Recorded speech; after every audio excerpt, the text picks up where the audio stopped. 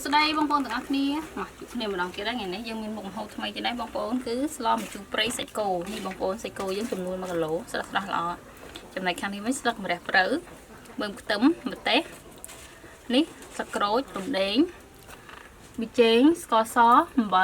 bờ tôm nâng phải học và lấy dân cho sạch cổ và dân tự liên tật sấn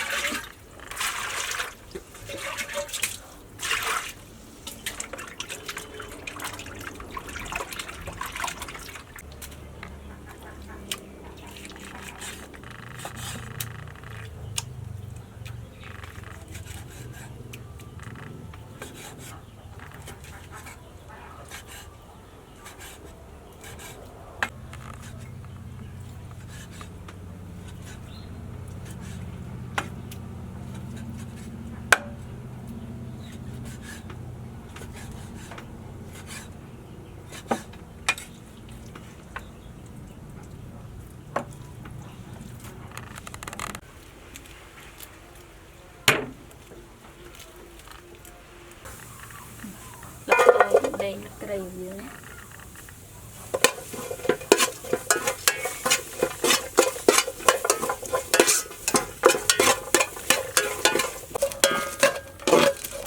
rồi dương cá sạch và dương chúa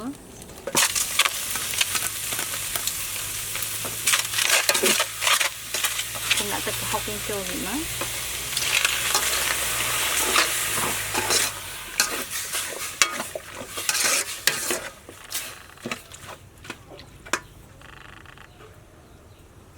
lấy dân đã kêu một dân trốn scot xó bị chén vâng bơ túng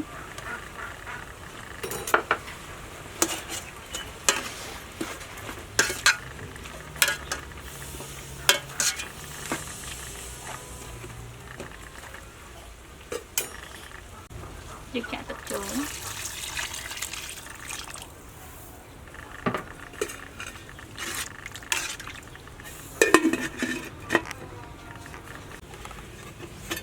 sau đó mình dùng ăn nó được ổn